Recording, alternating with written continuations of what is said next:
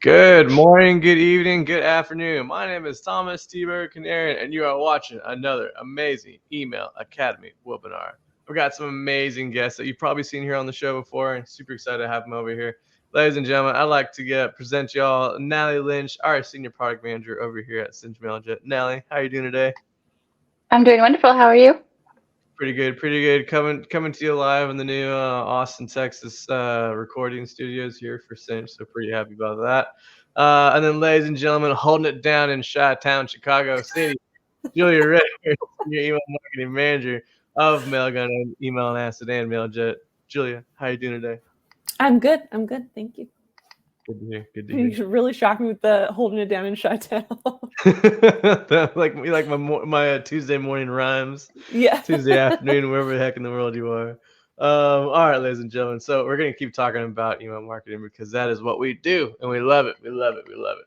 So once again, we're talking about ensuring email delivery success by optimizing your email domain. We're talking about those custom sending domains today, y'all. So we're super excited about that. Real quick, and also too, let me show y'all some little fun stuff talking as we talk about ourselves. Yeah. So there's Real quick, obviously I want to do a check-in. We have a few people saying there's no audio in the chat. Yeah, I'd come back and come right. Yeah, I'd refresh your browser, y'all. If you're having audio issues, just give yourself a good refresh. You should be able to. Looks like we're coming through loud and clear on our end. But real quick, want to talk about our amazing people that we got backing us up as well.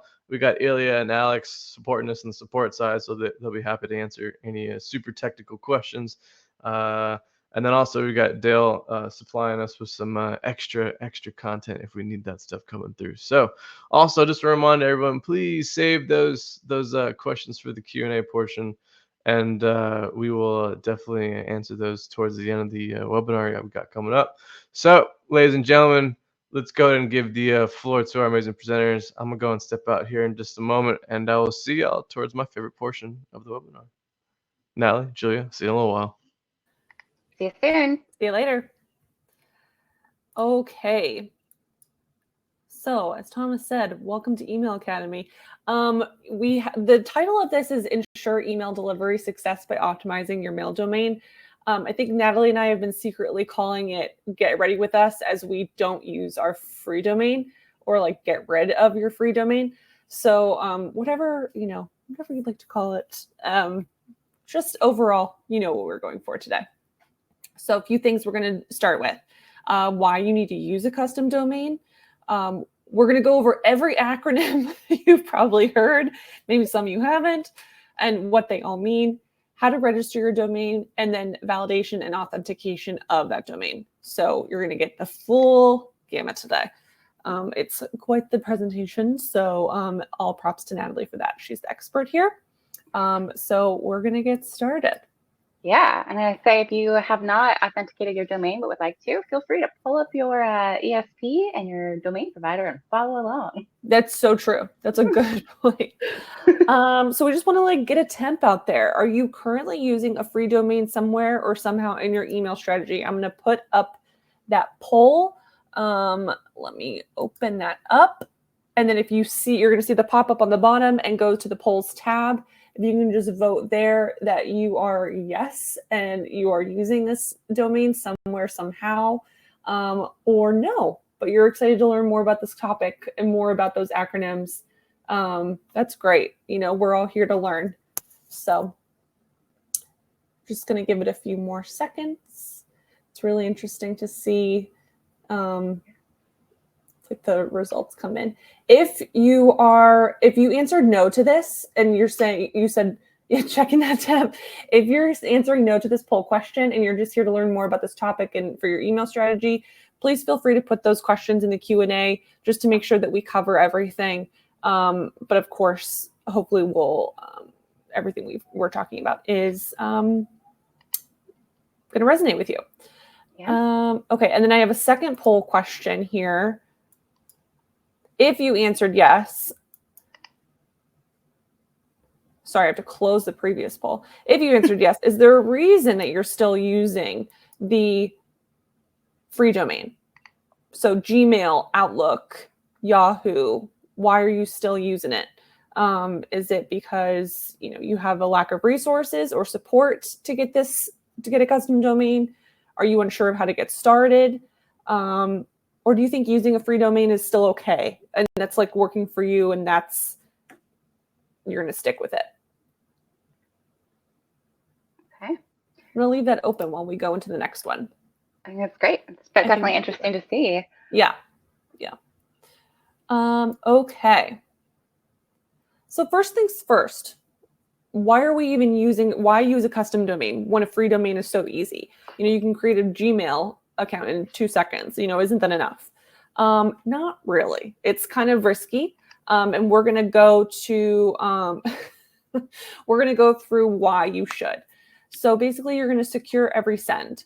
When using a custom domain that's specific to your company, to your brand, this shows your, I'm going to mess up because there's this internet service provider or inbox service provider, your ISP, that you are secure and a legitimate business. And also setting up the SPF and DMARC. Again, we're going to go through these acronyms shortly. Minimizes the chance of your emails getting spoofed and rejected. So you're not going to go to spam, you're going to get in the inbox.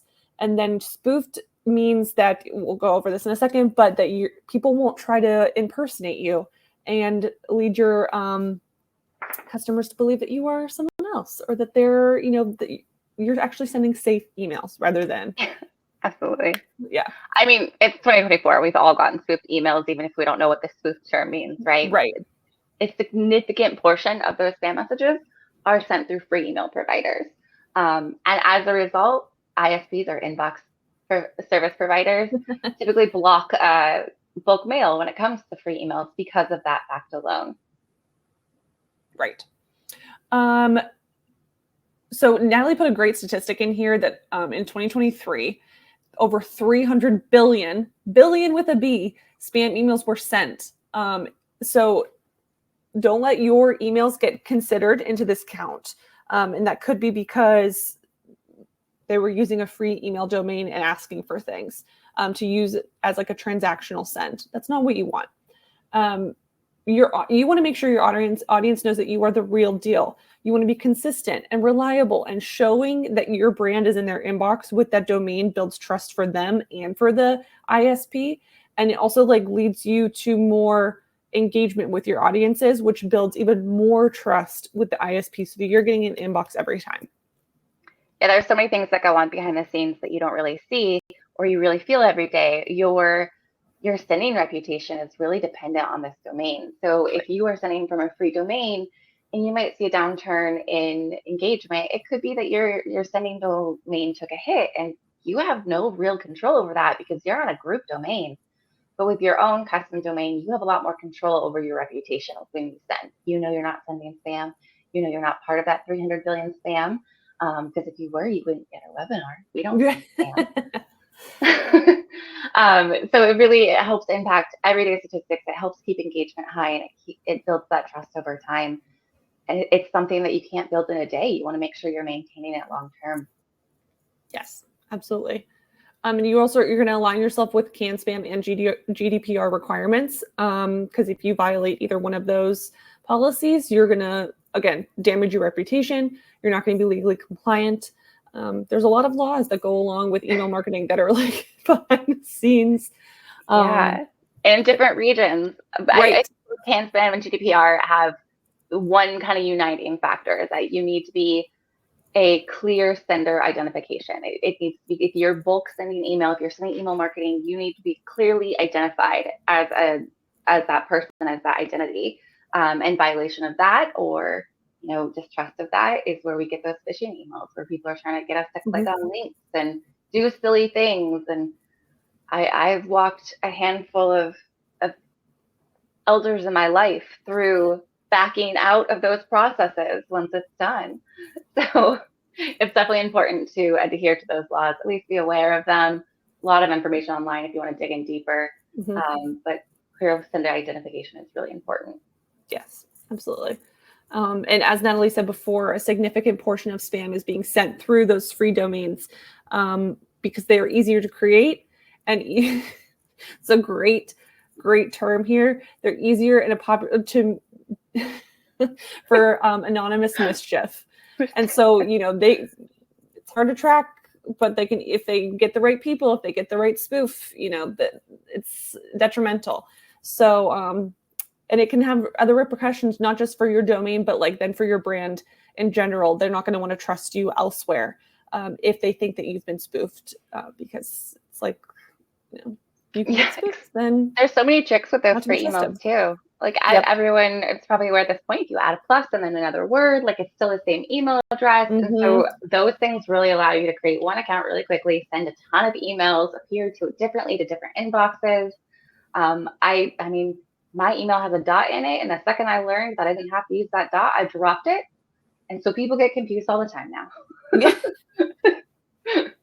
So it's anonymous mischief. And yes, that I just have to throw that in because it causes mischief in our inboxes, and it impacts all of us. So we had our Google changes recently. A lot of it is to prevent spam. The inbox service providers are taking measures to doing more and more to make sure spam is not getting in our inbox as consumers and email marketers. Okay. All right. So now is the fun part. Yeah, we're going to talk about abbreviated coded retention of name yielding meaning, otherwise known as acronym. Sorry, I'm a nerd. But we want to review a handful of these acronyms specifically because you've probably seen them. And you might not know what they mean. You might know what they mean. Every industry has their own set of acronyms. I used to joke that it was a conspiracy theory to keep people out of different industries by using different acronyms. There are so many. So I'm going to go over a handful that relate to domain names and email service providers, just so that when you see them out in the wild, you think friend, not foe. You don't need to memorize these. You don't need to know the definition, but it's definitely important to be familiar with them.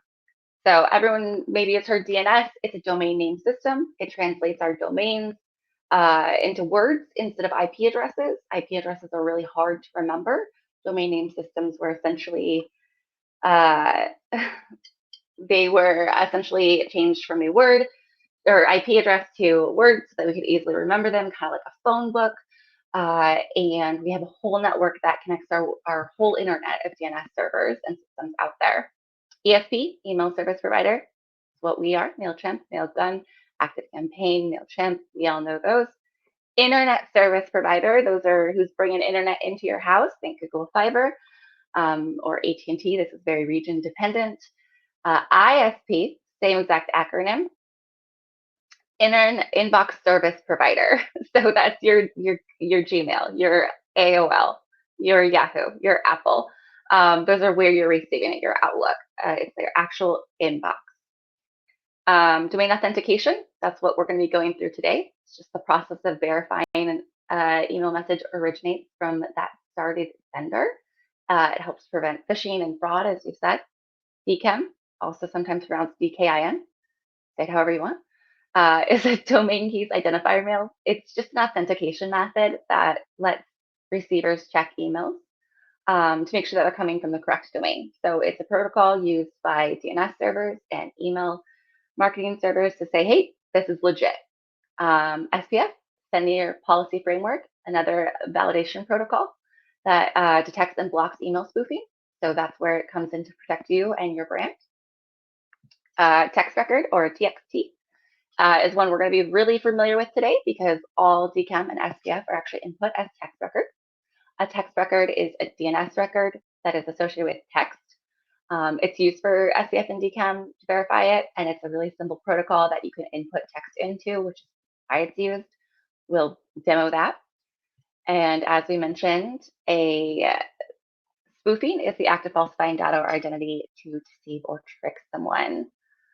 So lots of different acronyms. Again, if you want that to go in one ear, out the other, totally fine. Just think friend, not foe when you see them in the wild. No reason to be scared. We use acronyms from everything. Those of us who've been around since AIM or AOL Instant Messenger. I have too many in our vocabulary. All right.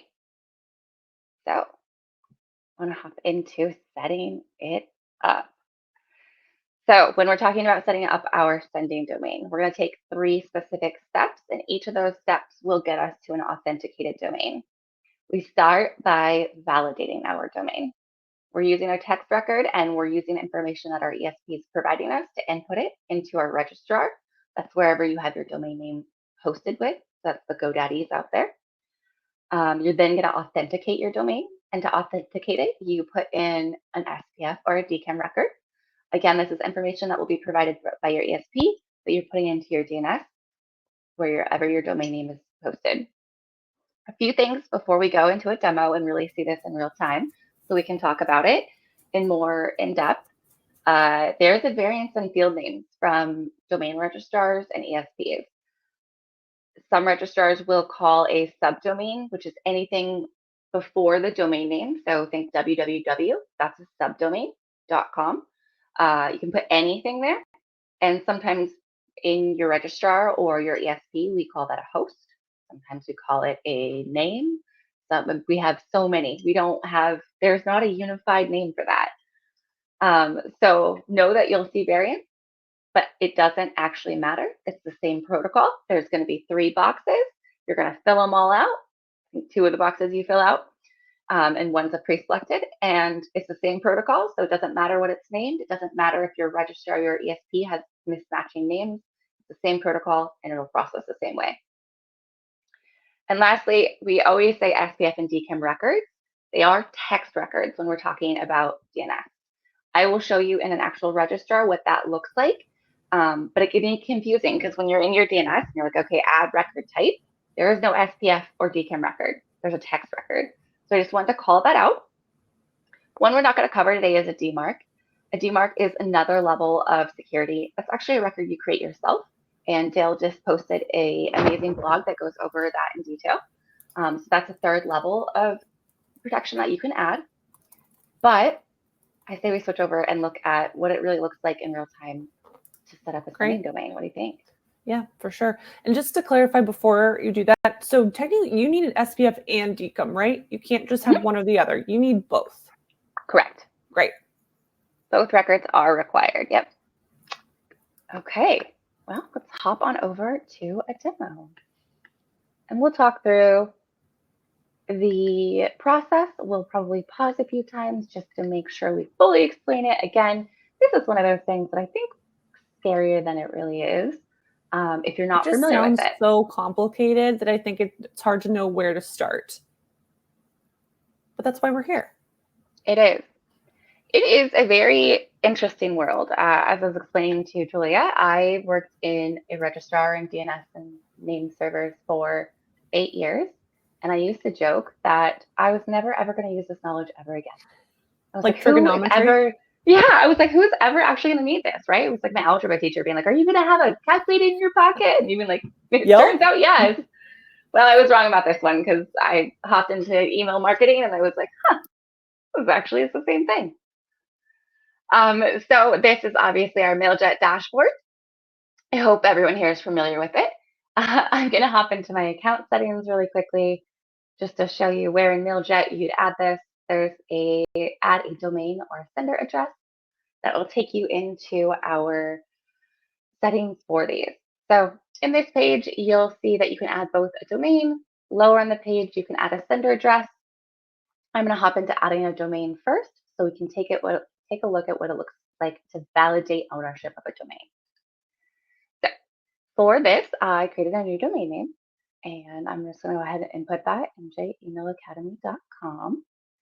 Now, Mailjet lets you label your domain. So if you have multiple sending domains, you can know which one you're using it for.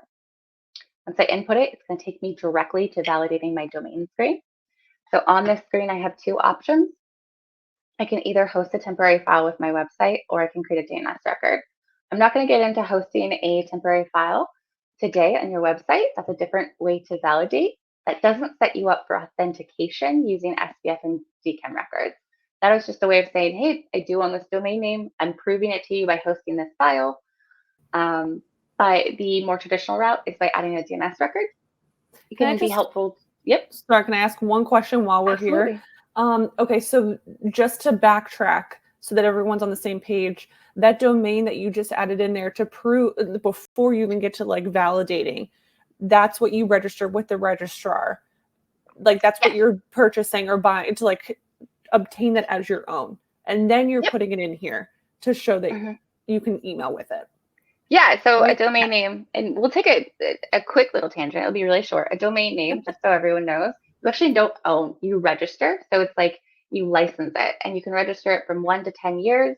And at the end of your registration, you have to renew it, or it expires. It then goes into a full life cycle of expiring and then being in a redemption period before it gets deleted and recycled. So you register a domain name through a domain registrar like a GoDaddy. I use Namebright. And then you have your DNS and you have the ownership of that for a period of time. Obviously, you can renew it for the rest of your life, or you can let it go. And that is how I acquire a domain name. And we'll take a look at GoDaddy. That's what I use today. That's a very popular domain registrar in the United States. There are so many out there. So if you're not a GoDaddy person, your records will look very similar to what they look like today. And I'm going to preview a secondary registrar just so you can see the variance between them. But especially for .com and .net, anything accredited through VeriSign will get you a domain name. That was my quick tangent. Sorry, probably too much information. It's not too much. I don't think it's ever too much. It's just good to have the background. Yeah. You don't need to register. I'm going to answer this really quickly. We'll throw it in there. You don't need to register a subdomain. Throw that in the Q&A and we can get into more in depth on that because that's a great question. Okay, so we are looking, oops, did I hop ahead? Yeah, sorry, I clicked it. Differences for EDU. Throw that in the Q&A too, that's a great one. Okay, so looking at this, I'm going to copy the host. That is my subdomain. And I'm popping over to GoDaddy and I'm going to find my DNS records. Where you're going to find them is going to be a little bit different in every registrar. As you can see, I went to my products because they offer more than domain names. And I have my domain and I clicked on DNS. Usually it'll say manage or manage DNS, somewhere along that. And then your DNS records are going to look a little something like this. Again, it's going to vary based on your registrar, but the format and the layout pretty similar across all of them. So I have that copied subdomain or host name, and I'm going to add a new record. I'm going to choose my record type. And I'm going to scroll down to text record. As you can see, there's many record types. For this, we're going to pick text every time, and they call it a name. We call it a host. So I'm going to paste that host name in there. I think I forgot to actually copy it. And I'm going to post that in there. And then I'm going to hop back to Mailjet and I'm going to click that value, just copying it and pasting it in there. Now this one right here is a TTL. That's the time to live. That approximates how long it can go to live. I will say all DNS records can take up to 48 hours to propagate. However, text records propagate very quickly. And it's because we're just emitting plain text instead of an actual DNS record. The DNS record, it's plain text. So it goes a lot faster. So I saved it, it was successful, and now I can pop back over to Mailjet and have it validate. I'm highlighting that text record so you can see it in there. I wish I could move this. Can I move this? I can move this. Perfect. And I'm going to hit validate domain. Now again, it can take some time for that to happen. So if you don't immediately get this, give it a minute, give it 2, and then hit validate again. It can take a little bit longer if you're revalidating. So for some reason, I removed that record and I wanted to put it back in. There's a whole caching system. So sometimes it takes a little bit of time for that cache to clear and the new one to get in there. So just give it a minute, refresh. Eventually you'll get this page and you're validated. At this point, Mailjet knows that I own their domain name. So it's going to give me information to authenticate as a sender domain.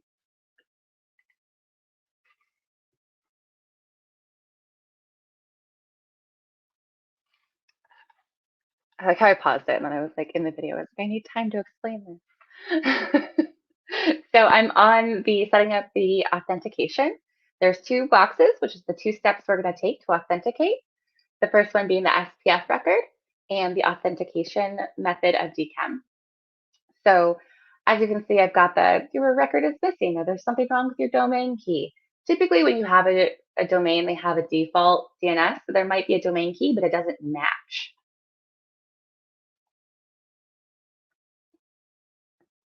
Sorry, I lost my play button.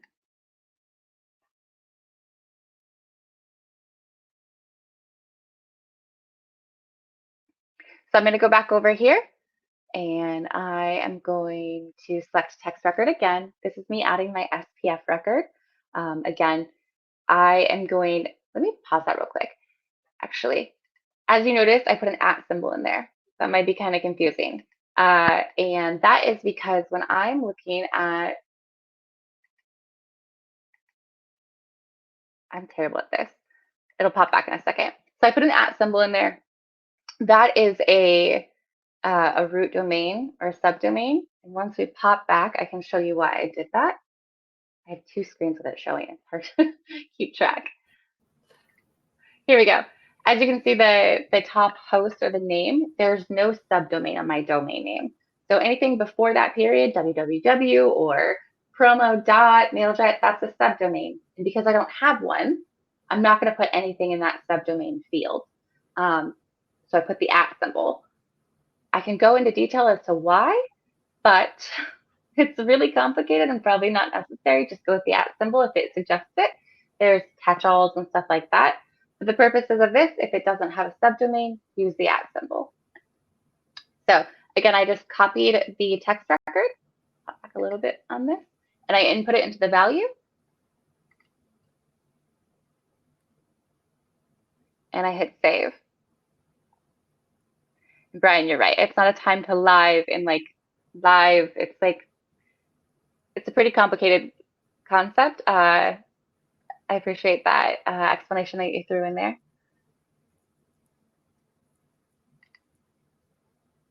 The next one up, we have our DKIM record. As you can see, I have a subdomain here. It's mailjet.domainkey, and then it's .mydomain. So anything above that dot is going to be my subdomain. And that's what I'm going to put into the host. So during this time, you're really toggling back and forth between your ESP and your registrar just to make it, they're working in tandem. Yep. I want to have both of them open. I mean, you could save it all in a text file, I guess, and then do it. I feel like Sure. It's easier just to toggle back and forth. I agree. Again, just copying those records, and I'm putting it into the value, and I'm hitting save. I'm not messing with that TTL. I'm just leaving it as it is, and I'm hitting save. And again, these are text records, so they're going to propagate really quickly. It might take a few minutes, depending on what you've had in before, again, caching, but it should happen pretty quickly. And then once you have all 3 of these records, you're going to see them in your DNS. So as you can see, I have my 3 text records, one representing my validation of ownership, one representing the SPF, and one representing the DKIM. Now that I have them all in there, I'm going to pop once again. What a time to be alive. Thomas, you're silly. And I'm going to hit refresh just to see what those statuses are. As you can see, it happened really quickly. This was a new domain, so it had no caching, so it happened very quickly. And my DKIM is set up. That means I am now a validated and authenticated sender. So from there, I can add, I'm going to pop back to our domain screen. As you can see, it's active in there. And because I validated and authenticated this, I can add a sender from anyone at that email address now. I don't have to individually validate them because I know it's an authenticated domain. So I'm going to label it Natalie, and I'm going to put Natalie at njemailacademy.com, hit add. And then I believe I threw one in there for Julia as well.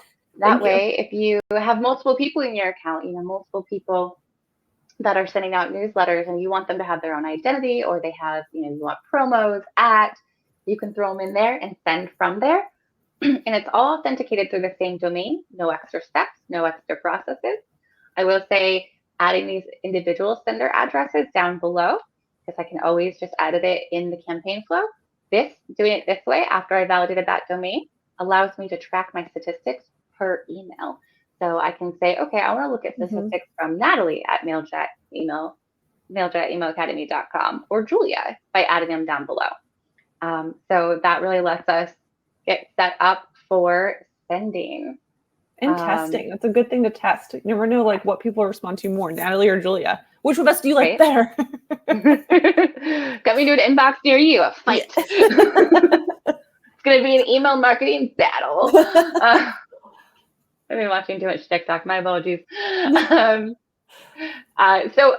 I know this, it's one of those things that it can seem so daunting, but it really can be a very simple and quick thing if you have the instructions. And they will make this available on YouTube, so you can watch it, you can slow it down, you can pause if you want to follow along and you're getting ready to set up. But it can be very, very simple to just get this done. And it's so easy to do. It gives you so many awesome parts of deliverability enhancements, protecting your domain, your brand, kind of going through every. From a demo aside, I know you were doing this like to show us and educate us, but demo aside, how long did it take you from start to finish? Oh, if I wasn't recording, I could do this in 4 minutes. 4 minutes, everyone. 4 minutes to like get closer to, building trust with your customer. I'm sorry, that's a 4 minutes well worth it. And I will say 2 of those minutes is me forgetting that on a Mac, you have to hit Command squiggle to switch between Google instances, because like I don't like it in the same tab. So I have 2 different windows and I'm like, not Control Tab. So yeah, it's absolutely worth it. We're always here to help you too. So save those 5 minutes in your calendar and just knock it out. Yeah. I do have NameBright up. I wanted to show you kind of what it kind of looks like on a different registrar. I'm not going to go through the whole process again. Don't worry. These are all my amazing domain names that I test on. I've worked in this space for a while, so I have some silly ones. But as you can see, theirs looks a little bit different. You can add a record up top, or you can add specific to that section. But it's going to be the same process, the same protocol. I have that subdomain, the text, the TTL, and the action. So it's going to be the same title or the same table, the same setup, probably different names. They call theirs a chronicle name, or you'll usually see C name. But those are just words. So the protocol stays the same. So it's 2 different registrars, so you can kind of see side by side. I'm partial to NameBright simply because I worked there for 8 years. And yeah, that gets me sending. So this is the fun part though. You spent those 4 or 5 minutes toggling between, Control Tab and Control Squiggle. I don't have a name for that. And now you have an authenticated sender lane and you can get out there and send. So I have kind of a campaign set up, just a test one. I'm going to send it to myself, as I always do. I spend so much of my time emailing myself. Are you kidding? You're talking to the wrong gal. That's fair. It's like your job. It's my full-time job. So as you can see, I'm just putting my subject line, my preview text, my sender name, and I've got my validated and authenticated sender addresses. I can always add a new one if I want a different one in there. Pops me right back over, and I'm done. It makes that sending process really easy, and you can review and send. I didn't schedule this time because I know it gives Julia the heebie-jeebies every time you just hit send now. This is my favorite part, the send now button. And yeah, send button anxiety. Just now when I'm emailing myself, and that pops you right over to the stats. So yeah, start to finish. Again, it can be a very daunting subject. SPF, DChem, text records, authentication, validation. But it's a very simple process, and you should not be scared. Yeah. All right. That is what I have for us today as far as the demo goes. I will stop sharing my screen. Okay. And then, so now you've got your custom domain set up. Now what? What are your next steps? You want to send those campaigns regularly, on a regular basis, and often. The more inbox service providers see your emails and from that domain that you've registered as a credible domain, the more your audiences will recognize it, the more internet inbox service providers will recognize it, and then you're going to be in inbox more rather than getting kicked out to spam. And like we said, this is going to increase trust with both of them and lead you to higher engagement. So higher engagement leads to more brand equity, higher ROI, all the good stuff, all the good things that you want from email marketing start with the domain, I think. You're going to monitor your metrics. Check your delivery rate. This usually shows in your ESP, but then also check your deliverability. If you're seeing a dip in engagement or your delivery rate gets really low, something could be wrong with your reputation and your domain. It could have been marked as spam, so something's going to happen there. So you're just going to check those records and see if anything happened with them. Natalie, anything to add there specifically?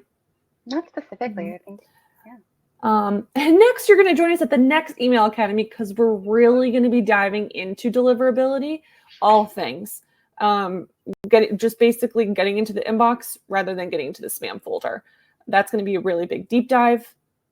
Getting into the inbox over the promotion folder. Yes. Right? I feel like that's almost the biggest challenge these days. Yeah, those tabs. They get tough. So be on the lookout for that. It's happening in June. We will be sure to reach out to all of you with that when we have the registration live. Okay. Thomas, that good. One more poll. Are you going to go and set up a custom domain now? And if you go to the polls tab, I thought I could show it, but maybe I can't. I think you can.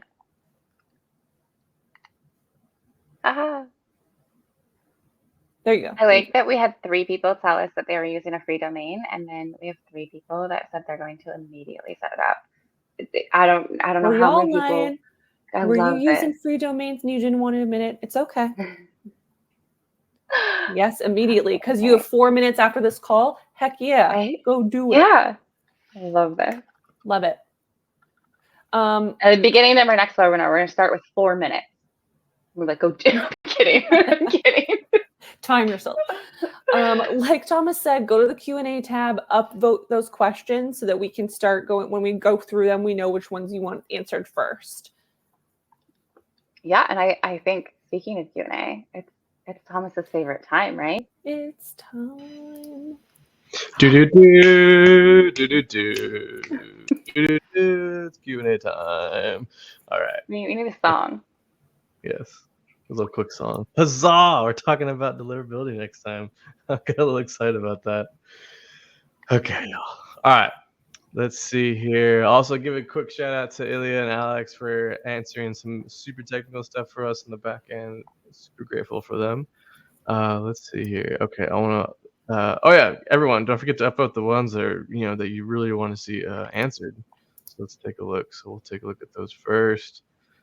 Okay, someone wanted to know, can I download a copy of this presentation and reference later? I'm having trouble viewing this recording. Yes, you can come back here to this page once this webinar is done, and you can completely rewatch it. And also, we will post this to our YouTube channel as well, so just a heads up. Mm-hmm. And then I'm going to get those demos to talk to our content team and our support documentation. Yes. This will be everywhere. For sure. All right. So mark that one as answered. All right. So let's see here. Oh man, we got so many good ones in here. Okay, so there was some in here that Nally wanted us to throw in here. Okay, so first and foremost, where did it go? I just saw it. First one I saw was, do you need to register a subdomain? Yes, let's do that one actually. So yeah, do you need to register subdomains? No, subdomains are part of, so there's many different parts to a domain name. There's the subdomain, I don't remember. It's like the primary domain, the secondary, and the top level domain. The first part is that subdomain. That's the www. Anything that becomes before and you input that with your registrar on your primary domain. So you do not need to register them, and you can create as many as you need, honestly, as a CNAME record. So you'll see it a lot in sending, where people will separate send out from promo at Mailjet, or I don't know what we have, community at Mailjet, or stuff like that. I don't know all of the ones that we use off the top of our heads, but you do not need to register them. You create them and you utilize them on your primary domain. Love it, love it. All right, all right. Okay, let's see here. Moving on here, shall we? Okay. So we got that one from Sydney. Thank you, Sydney. Appreciate that. Sorry, y'all. We're trying to navigate through this new Q&A function that Goldcast rolled out, which is pretty amazing. We're just It's still getting amazing, used but to it. there's two There's pages. too much power. Too much power. Oh, I wanted to call this out really quick. So Sue wanted to ask, what do I do if I've been through this process and after 24 hours it is not showing the update in my DNS record? Y'all, so if it takes this long to propagate, I would highly recommend reaching out to our support team, and we can kind of deep dive and see what's going on to see if your verification process is taking longer than 4 minutes, because it sometimes can. Honestly, what I do, because sometimes it does happen, and a lot of it is the caching that occurs. So if you've already had an ESP, or you've already had a DKIM record set up, or you have the default ones in there from your registrar, because when you register a domain name, they give you your default. Delete those.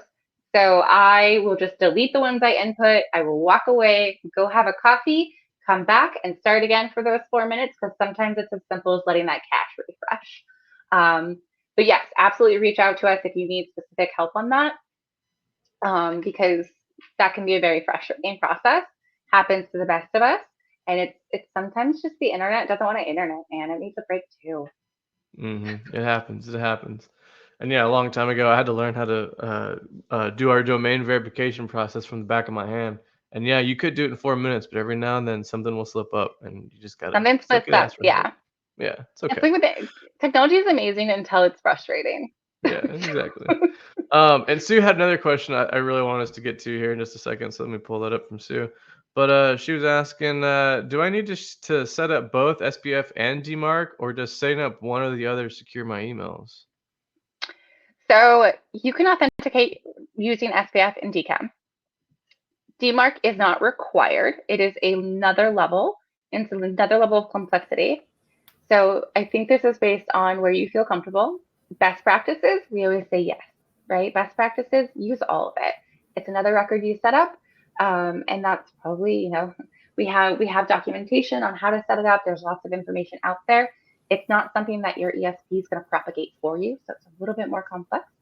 But you can just authenticate using SPF and DKIM, and then not worry about DMARC for the time being. I think because of the Yahoo and Google changes, though, it's highly recommended to add DMARC. Yeah. So if you're bulk sending, you absolutely should at least have with the zero spam filter. This is definitely something. Do we have resources we can share out on this? It's something you have to create yourself, and there's different tolerance levels. So we covered a lot of this with our Google stuff. So yes, that's a great call out. Depends on how much you're sending every day. If you're sending near or close to 5,000 emails a day, absolutely. If you're nearing that point, start thinking about it. If you're hoping to get there one day, why not do it now? Aspirational DMARC. There you go. Dale previously shared it in the chat, but I just resent it. Just some more info about the authentication protocols. Yeah. And actually, really, we'll pin that. We can pin that so everyone can keep great. finding that. Great it's idea. At the very top, we have a if you're pin feature. Yeah, if you want to learn more about the email authentication protocols, say that 10 times fast. Email authentication protocols. You can learn more about that right there. So, okay. We need to rebrand that. It needs a funner name. Right. And going back to this part, to talk about some of the TLDs and stuff like that for the domains. But Carrie, want to know, are there any differences for a .edu? Differences for setting up your DNS records? No. Differences for registration of that domain name? Yes. So domain names, top-level domains are, our TLDs, or top-level domains are .coms, .net, .cbc, .tv, .edu, .org. There's so many different ones, and they're actually regulated by different organizations. So they're contracted out. It's kind of a weird process. But like .net and .org is owned by VeriSign, .net.com is owned by VeriSign, where .org is by someone else. So to register them, they have different requirements. To set up your DNS, they do not. EDU will not be available with every registrar. It'll be only specific registrars that are accredited to support EDU email addresses because of the additional validation to get one. Same with like .gov, right? You can't just go register .gov because there's different levels of requirements. So, but your DNS will be set up the exact same. And I'll share out my information if you want to get into the specifics on like registering domain names or anything. I do have a lot of insight into that, so feel free to ask me those questions because, yeah, it's a lot. Love it, love it, love it. Awesome. Okay, let me see here. Natalie, Julia, is there any ones that you think that we... Ooh, there's one I don't know the answer to, and I'm wondering if Julia might. Which one?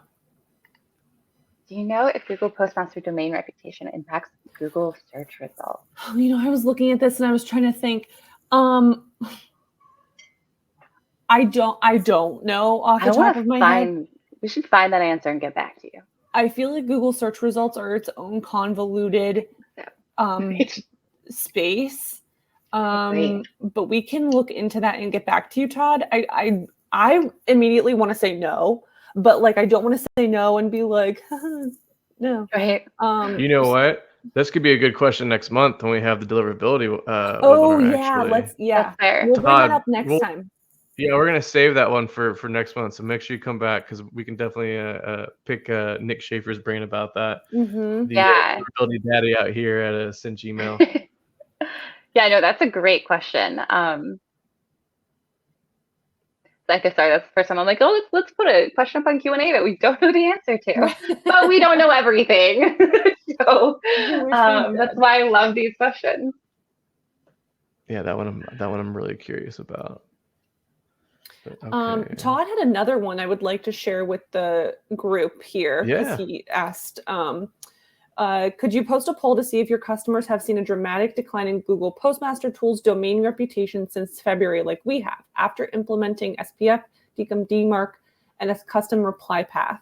So if anyone, just as a community, if anyone would like to kind of respond to that.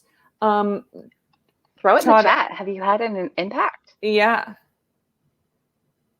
And if you don't have to be obviously a Mailjet or Mailgun or EOA customer, please answer. Regardless if you're an email user. Todd, are you, if you're still on, are you a customer of ours, just so that we can provide you assistance afterward if there is an issue? Todd may not be here. Todd may have gone back to work, but that's okay. Todd's like the star of our Q&A. Yeah. I will say very topical though. Dale and I were talking about this just this morning on kind of what impact we've seen on Mailjet on our sending and stuff. So definitely something that we will have more news on shortly as far as when it comes to Mailjet customers. I'd like to save this for the next one as well. I'm going to bookmark this question and the Google search results. Love it, love it. Okay. All right, I'll double check in to see if we got everything that was pertinent to this. Well, you have a presentation on DMARC. Sorry, reading through them.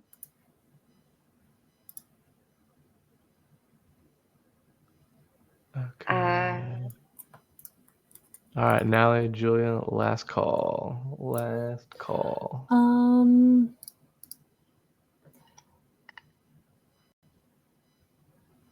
Do you have a presentation? Well, you have a presentation on DMARC. Now you can associate your organization's icon to show in emails. Again, we can bring that up for next time in the part 2 because we're going to really dive into that. And also I'm going to, the icon that you're going to see in like inbox is also related to BIMI. So maybe look into that as well. But yes, come back next time again, you will all receive that invite, and we can address these. Also, to regards on DMARC, also check out our friends over at DMARCian. That's DMARCIAN. They're good friends of ours that we work with in the DMARC side of the email world. We've actually had them on our podcast, Email's Not Dead. You can find some of their episodes on our website, and they've got tons and tons of stuff on DMARC, and we highly recommend them because they're amazing. But yeah, check out DMARCian if you want some more resources as well. I can actually throw a quick link, and you'll see some of our fun stuff over there as well. Yep, there it is. Thank you, Dale. Appreciate that. But yeah, awesome, y'all. Cool, everyone. Looks like we are at a wrapping up point here. We have a little time to spare, but I want to make sure we have some extra time today to get our presenters back to what they need to be doing for our jobs, because this is our job, but we also got to keep making sure the email world is running smoothly. Ain't that right now? Can I just throw one last out there, because I think it's a really, really important one to answer. How many days until email camp? Yes. Let's actually talk about that really quick. So email camp, September 24th to the 26th. Please make sure you are saving the date. I actually have a save the date I can throw to you guys to make sure everyone's following along. If you do want to join us for email camp, please click that link right there and you can sign up and you will hear from us. It's coming soon. There's an announcement. Don't worry.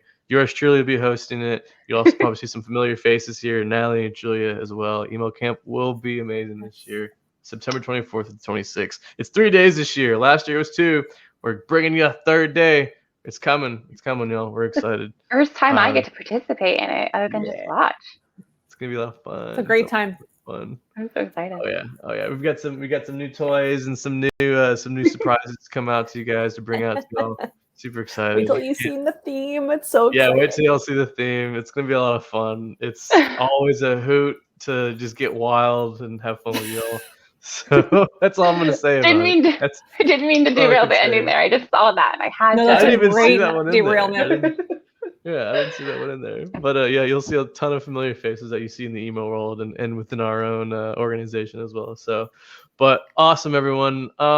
Real quick, Natalie, Julia, is there anything you guys want to tell our viewers to follow along with anything that we're talking about? There you go. Natalie's got her boilerplate ready to go. Yeah. I mean, if you want to reach out, if you have any follow-up questions or your question didn't quite answered, feel free to reach out to us. We love helping our email geeks in solidarity. So reach out to us and reach out to us to let us know what you want us to talk about or cover in these webinars. We love spending time with you guys. We love it. We do. And you can also email community@mailjet.com. That goes to us as well, but personally it's fine as well. You can do smoke signals. We'll see those. Snail mail. Maybe. Snail mail. But also, Julia and I met some of our viewers out at Unspam conference a few weeks ago. So it's always nice to meet people that watch our content that we put out. So feel free to say hi to us out in the real world when you do see us. But awesome. Well, Julia, Natalie, also give a massive shout out to Ilya and Alex for always being there for us and taking care of us. And Dale, amazing. And Thomas, and the best host. Yes, round of applause for me. But all right, everyone. Well, we're gonna go give you some time back in your day, and thanks for stopping by and hanging out with us. And we'll talk to you soon, and we'll talk to you about more email next month. All right. Take care, everyone. Thanks all. Thanks. Bye.